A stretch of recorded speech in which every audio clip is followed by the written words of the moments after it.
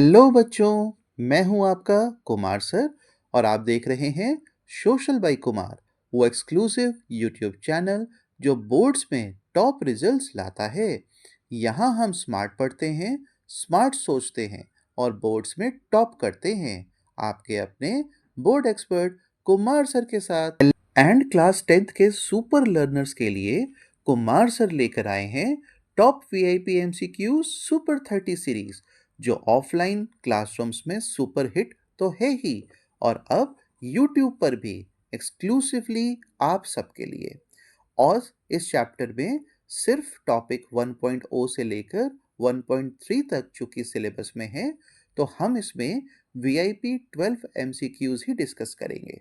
और बच्चों, अगर आप ये एमसीक्यूज कॉन्फिडेंटली सॉल्व कर लेते हो ना, तो the making of the global world chapter का बेस कंप्लीट बोर्ड रेडी हो जाएगा, क्योंकि बोर्ड्स के एमसीक्यूज डायरेक्टली इन्हीं टॉपिक्स में से आते हैं, इन्हीं कोर कॉन्सेप्ट से पूछ लिए जाते हैं, जो मैं आपको हर हेडिंग के साथ class 10th previous years board trend के अकॉर्डिंग कवर कराऊंगा।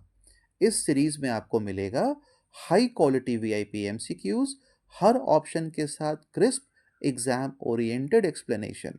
और बच्चों, ये एमसीक्यूज कॉमन इंटरनेट पे अवेलेबल एमसीक्यूज से अलग हैं, जो कि मोस्ट प्रोबेबल एमसीक्यूज के रूप में बोर्ड पसंद करता है। उनको मैं आपके लिए खास लेकर के आया हूँ, ताकि रिवीजन हो फास्ट, कॉन्सेप्ट्स हो क्लियर और कॉन्फिडेंस बने strong from the roots.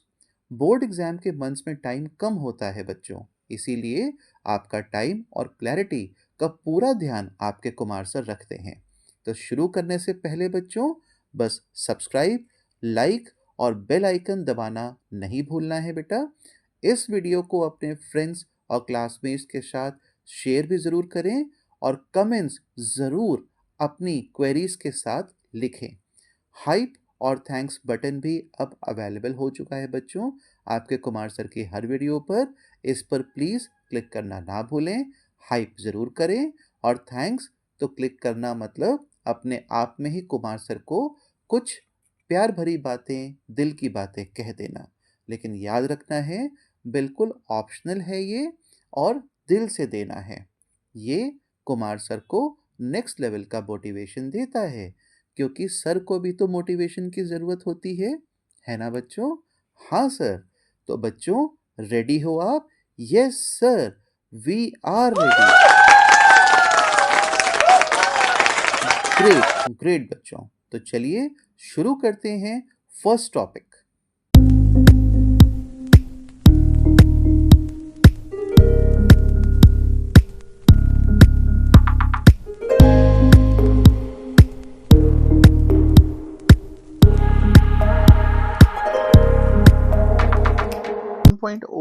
The pre-modern world. MCQ 1. What do historians mean when they say that the world shrank in the 1500s? जब historians कहते हैं कि 1500s में दुनिया shrink हुई, इसका क्या मतलब होता है? ऑप्शंस आपके सामने है बच्चों स्क्रीन पर, ध्यान से पढ़ के जवाब दीजिए। कौन बताएगा? सर मैं बता दूं? जरूर बेटा। सर, इसका करेक्ट आंसर है option C, distant parts of the world became closely connected. 1500s में दुनिया फिजिकली छोटी नहीं हुई, बल्कि लोगों के लिए डिस्टेंसेस कम हो गए थे। सी रूट्स की वजह से यूरोप, एशिया और अमेरिका डायरेक्टली कनेक्ट हो पाए। ट्रेड, माइग्रेशन और एक्सचेंज इसी वजह से काफी फास्ट हो गया था। इसीलिए हिस्टोरियंस कहते हैं दुनिया श्रिंक हो गई। वाह सर, करेक्ट। सर, क्या वर्ल्ड श्रिंक का मतलब सिर्फ ट्रैवल से है? नहीं बच्चे, ट्रैवल के साथ आइडियाज, गुड्स और कल्चर्स का भी एक्सचेंज बढ़ गया था। Okay sir, good. एमसीक्यू 2 पर चले। हाँ सर, ठीक है बच्चों। तो अब एमसीक्यू 2 आपकी स्क्रीन पर। As early as 3000 BCE, coastal trade connected the Indus Valley with 3000 BCE में इंडस वैली का कोस्टल ट्रेड किस रीजन से जुड़ा था? कौन बताएगा? सर मैं बताऊं? बिल्कुल बेटा। सर, इसका करेक्ट आंसर है ऑप्शन सी, वेस्ट एशिया। बिल्कुल सही। ऑप्शंस आपके सामने स्क्रीन पर बच्चों। सर मैं बता दूं इसका आंसर? जरूर बेटा। सर इसका करेक्ट आंसर है option C, currency. Very good. Cowries sea shells होते थे जो मालदीव से चाइना और ईस्ट अफ्रीका तक पहुंचते थे। इनका यूज करेंसी के रूप में होता था। इससे पता चलता है कि मनी का कॉन्सेप्ट कॉइन से पहले भी एग्जिस्ट करता था। वेरी गुड बेटा। सर क्या कॉडीज इंडिया में भी यूज होती थी उस समय? हाँ बेटा, और कई रीजन्स में यूज होती थी। ओह, चले बच्चों अब अगले टॉपिक पर। हाँ सर, श्योर। अगला टॉपिक है बच्चों, topic 1.1, silk routes link the world. इसमें आता है बच्चों एमसीक्यू 4 और एमसीक्यू 5। एमसीक्यू 4 में बच्चों, the silk routes were important because they, silk routes का सबसे बड़ा इंपॉर्टेंस क्या था? ऑप्शंस देखिए बच्चों सामने।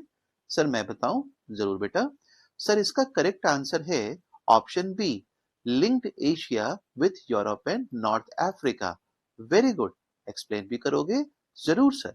सर सिल्क रूट सिर्फ सिल्क के लिए ही नहीं थे, ये एशिया, यूरोप और नॉर्थ अफ्रीका को जोड़ते थे। इस रूट से स्पाइसेस, पॉटरी, गोल्ड, सिल्वर और आइडियाज भी ट्रेवल करते थे। कल्चर और रिलीजन भी इसी वजह से काफी जल्दी और काफी दूर तक स्प्रेड हो पाए। बहुत खूब बेटा, बहुत बढ़िया समझाया। सर क्या सिल्क रूट्स अभी भी यूज में है? बेटा, मॉडर्न ट्रांसपोर्ट ने उनकी जगह ले ली है।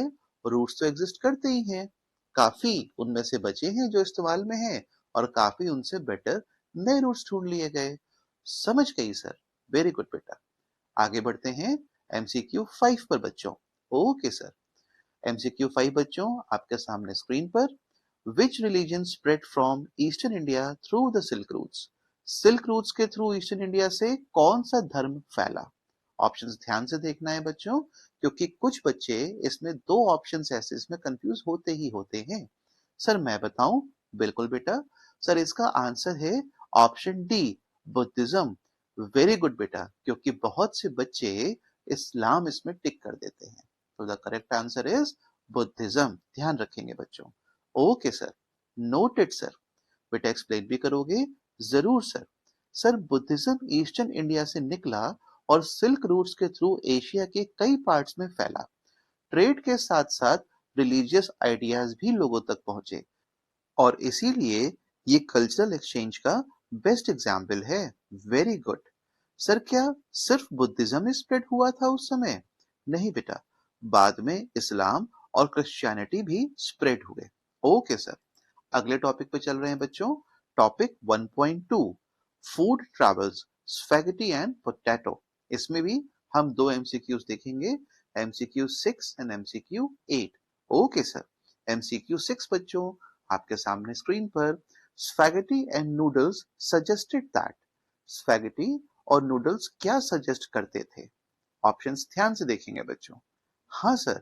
सर इसका आंसर मैं बता दूं? जरूर बेटा। सर इसका करेक्ट आंसर है option B, long distance cultural exchange existed. Very good बेटा। सर मैं इसको एक्सप्लेन भी कर दूं? जरूर। नूडल्स चाइना से यूरोप तक पहुंचे और स्पैगेटी बने। इससे पता चलता है कि प्री मॉडर्न वर्ल्ड में भी कल्चरल एक्सचेंज होता था।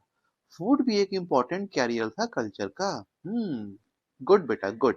सर क्या ओरिजिन क्लियर है? नहीं बेटा, हिस्टोरियंस श्योर नहीं है इसके ओरिजिन को लेकर के। ओके, एमसीक्यू 7 पे चलते हैं बच्चों। Okay sir. Which crops were introduced to Europe after the discovery of America? America की डिस्कवरी के बाद कौन से क्रॉप्स यूरोप आए?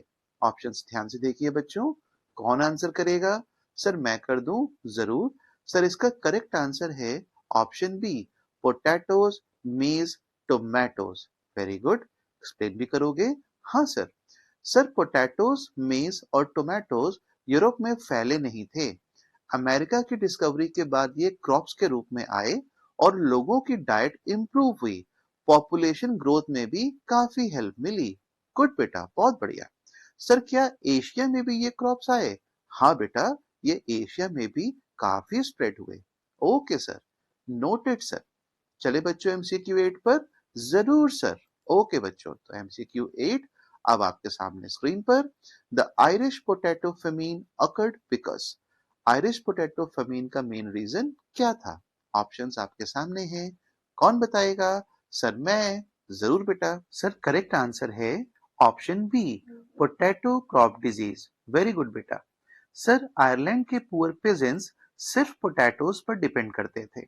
जब पोटैटो क्रॉप डिजीज से डिस्ट्रॉय हुआ, लोग भूख से मरने लगे। ये फूड डिपेंडेंसी का बड़ा ही डेंजरस एग्जाम्पल है। गुड बेटा, सही बताया आपने। सर क्या गवर्नमेंट हेल्प नहीं कर पा रही थी? बहुत कम हेल्प कर पा रही थी बच्चों, कोशिश पूरी थी उनकी। Okay sir. अब अगले टॉपिक पे चलते हैं बच्चों। Topic 1.3 conquest disease and trade, जो कि इस चैप्टर का आपके सिलेबस के अकॉर्डिंग लास्ट टॉपिक है। Okay sir. और इसमें से हमें 4 इंपॉर्टेंट एमसीक्यूज देखने को मिलेंगे। Fine sir. एमसीक्यू 9 आपकी स्क्रीन पर। Silver from Peru and Mexico help Europe buy. Peru और मैक्सिको के सिल्वर ने यूरोप को कैसे हेल्प की बच्चों? ऑप्शंस देखिए। कौन बताएगा? सर मैं बता दूं। बिल्कुल बेटा। सर इसका करेक्ट आंसर है option B, financing trade with Asia. Very good. Explain भी करेंगे? हाँ सर। सर पेरू और मैक्सिको की सिल्वर माइन से यूरोप को पैसा मिला। इन पैसों से यूरोप ने एशिया के साथ ट्रेड फाइनेंस किया। ये ग्लोबल पावर शिफ्ट का मेजर रीजन भी बना। Very good. सर क्या एशिया सिल्वर देता था? नहीं बेटा, एशिया से सबसे ज्यादा गुड्स मिला करते थे। Okay sir. एमसीक्यू 10 पर चलते हैं। Fine sir. The most powerful weapon of the Spanish conquerors in America was. Spanish conquerors का सबसे पावरफुल वेपन क्या था? ऑप्शंस आपके सामने। सर मैं बताऊं? बिल्कुल। Sir correct answer is option C, diseases. Spanish लोग स्मॉल पॉक्स जैसे जर्म्स लेकर आए। नेटिव अमेरिकन के पास इम्यूनिटी नहीं थी, इसीलिए पूरी कम्युनिटीज डिस्ट्रॉय हो गई और इसी से कॉन्केस्ट बहुत इजी हो गया। सर क्या नेटिव्स फाइट नहीं कर सकते थे? फाइट तो कर सकते थे बच्चों, लेकिन लोगों से, हथियारों से, पर डिजीजेस से नहीं। Okay sir. हाँ सर, समझ गई। गुड बच्चों। एमसीक्यू 11 पे चलते हैं।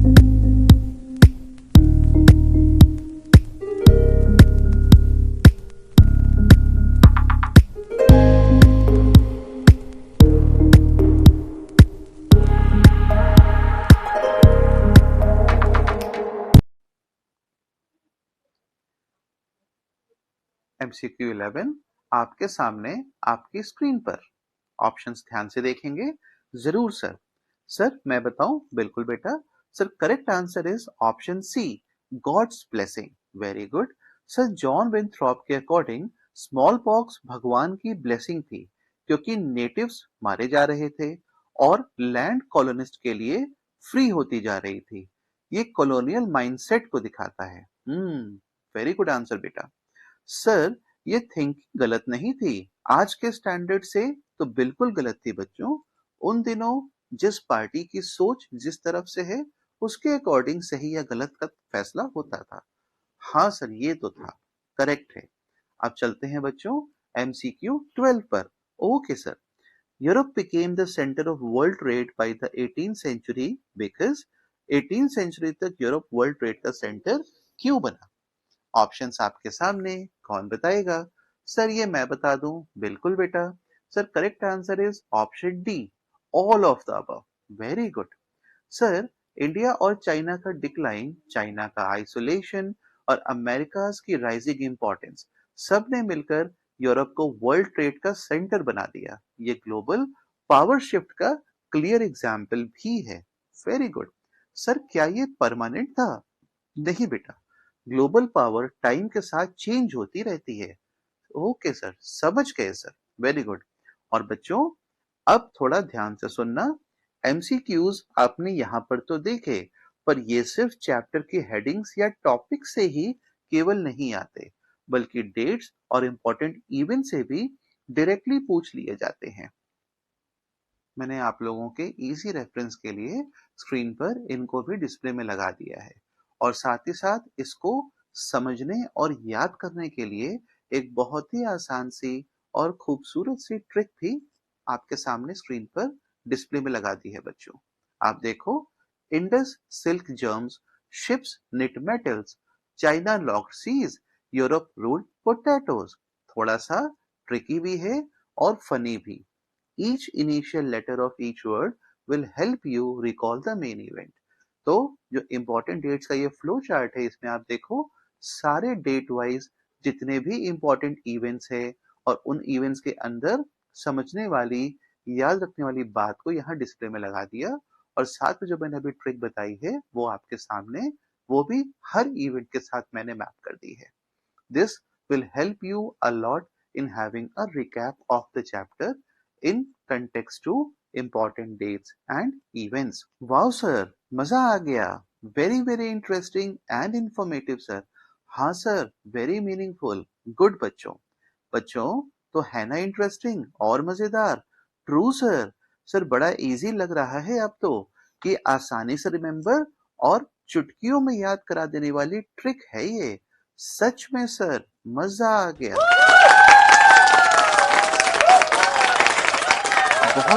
बहुत बढ़िया बच्चों, थैंक यू। जो बच्चे इसे डिटेल में समझना चाहते हैं वो वीडियो को पॉज करके आराम से पढ़ सकते हैं, सोच सकते हैं और कनेक्ट कर सकते हैं। और तो और बच्चों, इस रिवीजन को ज्यादा मीनिंगफुल और मजेदार बनाने के लिए मैंने इन्हीं डेट्स और इवेंट से नेक्स्ट 10 MCQs को भी आपके सामने स्क्रीन पर डिस्प्ले में लगा दिया है। आपको PDF में इनकी डिटेल्स भी मिल जाएंगी डिस्क्रिप्शन बॉक्स में। और ये सारे के सारे सॉल्यूशंस के साथ है बच्चों, जिसे आप इजी वे में अपनी प्रिपरेशन के लिए चेक कर सकते हो, क्रॉस चेक कर सकते हो। करेक्ट बच्चों? हाँ सर, बहुत खूब हेल्प की है आपने। सच में सर, पूरे चैप्टर को टर्बो स्पीड से रिवाइज करा दिया आपने, जैसे आपने rise of nationalism in India, Europe और प्रिंट कल्चर में भी कराया था। Thank you so much sir. Sir सारे के सारे एमसीक्यूज ऐसे दिमाग में सेट हो गए हैं जैसे कि अब बुक ओपन करने की जरूरत ही नहीं। मेनी थैंक्स बच्चों, मेनी थैंक्स। ये thank you sir. Thank you बच्चों, थैंक यू। तो बच्चों, अब सेशन एंड करते हुए आप देख रहे थे सोशल बाई कुमार, पढ़ो स्मार्ट, सोचो स्मार्ट और टॉप करो बोर्ड स्टाइल कुमार सर के साथ। मिलते हैं अगली वीडियो में। तब तक के लिए टेक केयर, स्टे फोकस्ड और गॉड ब्लेस।